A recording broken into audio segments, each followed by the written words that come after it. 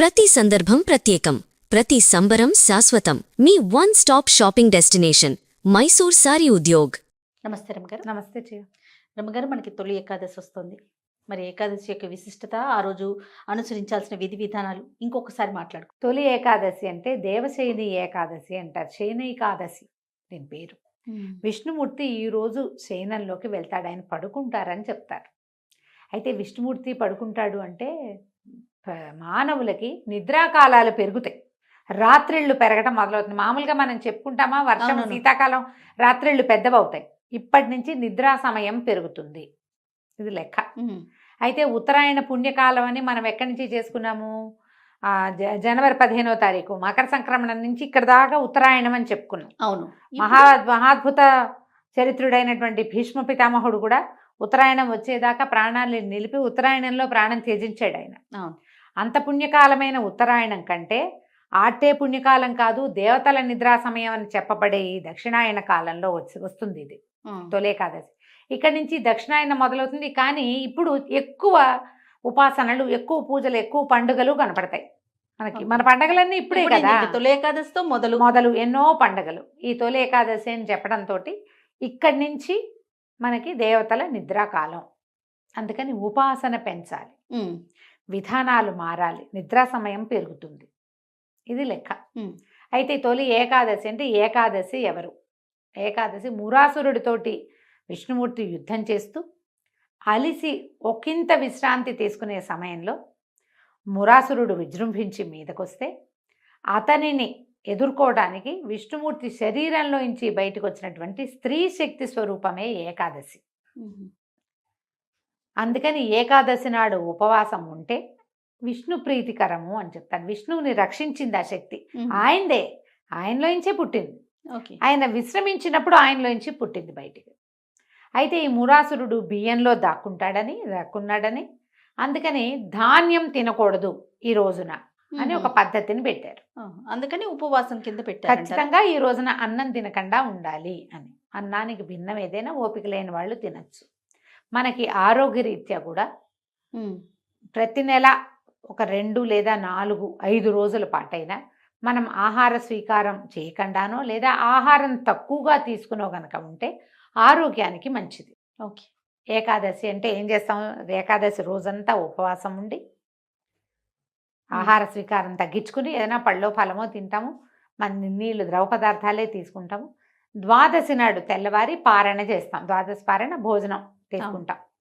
దీంతో పాటుగా మనం ఈ ఉపవాసం చేసిన సమయంలో భగవంతుని సమీపంలో వసించే మార్గాన్ని కూడా ఆ రోజు అనుసరించాలి. ఏదైనా విష్ణునామ సంకీర్తన, భగవన్నామ సంకీర్తన తీసుకోవటం, చేయటం, ఇక్కడ మనం విష్ణువుతోటి ఉన్నట్టు అన్నమాట.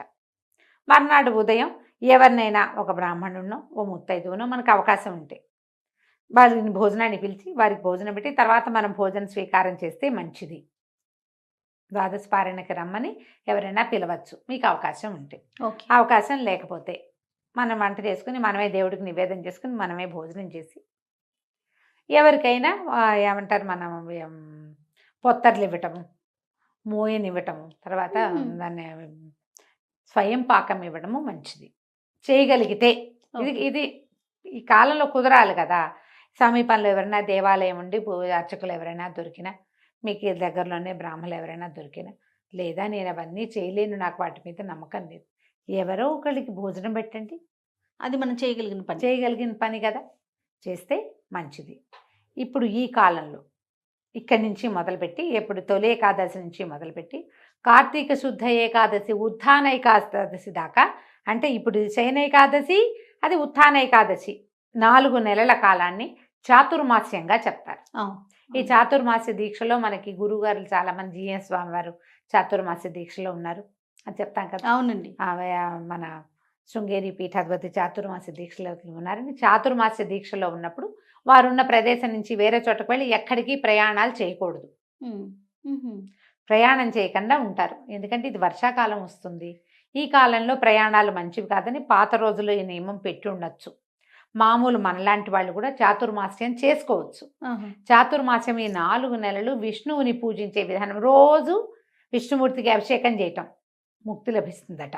రోజు తులసితోటి అర్చన చేయటం, నందివర్ధనం పువ్వులతోటి అర్చన చేయటం, ప్రతిరోజు చాతుర్మాస్యంలో దేవాలయ దర్శనం చేయటం, ప్రతిరోజు విష్ణు సహస్రనామ పారాయణ చేయటం, శివపారాయణ కూడా శివనామం కూడా, ఇది ఓన్లీ విష్ణువుకే అని చెప్పడానికి ఏం లేదు. చాతుర్మాస్యంలో శివదీక్ష కూడా శివనామ స్మరణ చేసుకోవచ్చు. పంచాక్షరి ప్రతిరోజు విధిగా ఎన్నిసార్లు చేయాలని, ప్రతిరోజు గాయత్రి చేయటం, ఇలా ఏదైనా ఈ చాతుర్మాస్యంలో ఎవరైనా చేయొచ్చు. చాతుర్మాస్య దీక్ష ప్రత్యేకంగా తీసుకునే వాళ్ళు ఏంటంటే దీనికి కుల మత వయో విచక్షణ ఏమీ లేదు. గృహస్థులు తీసుకుంటారు, వాళ్ళకి అవకాశం ఉంటే. మొదటి మాసం అంటే ఇప్పుడు తొలి ఏకాదశి నుంచి మళ్ళీ నెల దాకా కూరలు తినరు, రెండో నెలలో పెరుగు తినరు, మూడో నెలలో పాలు తీసుకోరు, నాలుగో నెలలో ఏ పప్పు దినుసులు తీసుకోరు. ఇది నియమం. ఇది నియమం. ఈ నియమం. దీంతో పాటుగా మనం ఏం చేయొచ్చు చాతుర్మాస్యంలో, ఇవన్నీ మనం పాటించలేము. మనం పాటించగలిగేవి కొన్ని ఉన్నాయి. 4 నెలలు భగవద్గీత చదవండి, భాగవత పారాయణ చేయండి, ఏదైనా పురాణ శ్రవణం చేయండి, ప్రతిరోజు 4 మంచి మాటలు వినండి. ఇలా మనం చాతుర్మాస్య దీక్ష చేసుకోవచ్చు. ఏదైనా చేయొచ్చుగా మనం. మహాభారతం వినొచ్చు, భాగవతం వినొచ్చు, రామాయణం వినొచ్చు, శివపురాణము, విష్ణు పురాణము, ఎవరైనా ఎవరేది చెప్తే ఏదో ఒక పురాణ శ్రవణం చేయటం, లేదా దేవాలయానికి వెళ్ళటం, లేదా పూజ చేసుకోవటం. ప్రతిరోజు దీపం 4 నెలలు 2 పూట్ల దీపం. అలవాట్లేదు దీపాలు పెట్టేది, ఒక పూటే పెడతాం. ఈ 4 నెలలు 2 పూట్ల దీపం పెట్టండి. మనం చేయగలిగింది, కానీ మాసం అంతా చేసేలా 4 నెలలు చేసుకుని 4 నెలలు కూడా ఈ 4 నెలలు చాతుర్మాస్యం కదా. అవునవును. చాతుర్మాస్యం ఎలా చేసుకోవాలి అని అడిగే వాళ్ళ కోసం చెప్తున్నాను. అట్లనేనండి. చాతుర్మాస్యానికి పెద్ద పెద్ద విధి విధానాలు ఉన్నాయి. అవి పాటించదలుచుకుంటే మీరు పెద్దవాళ్ళని ఎవరైనా కనుక్కుని పురోహితుడిని కనుక్కుని చేసుకోవచ్చు. అవి నేను చెప్పట్లా. మనం ఇది ఇలా చేయొచ్చు. ఓకే, ప్రతిరోజు చేసుకునేవి. ఇక్కడ నుంచి మొదలుపెట్టి చేసుకోవటం. మనం తొలి ఏకాదశికి వస్తే తొలి ఏకాదశి నాడు పేలపిండిని నివేదన చేసి తీసుకుంటారు. పేలపిండి అంటే పేలాలు, జొన్నలు వేయించి, బియ్యం పేలాలు వడ్ల పేలాలు కాకుండా జొన్న పేలాలు చేస్తారు ఎక్కువగా. జొన్న పేలాలు చేసుకోవటం, తర్వాత వాటిని చక్కగా దంచి బెల్లము కొంచెం ఏలక పొడి చేర్చి దంచి పేల పొడి పిండిని నివేదన చేసి భగవంతుడికి పేలపిండి పంచుకోవచ్చు, తినచ్చు. ఓకే, ఈరోజు విశేషం అది. ఇక్కడి నుంచి మనకి దక్షిణాయనం మొదలవుతుంది.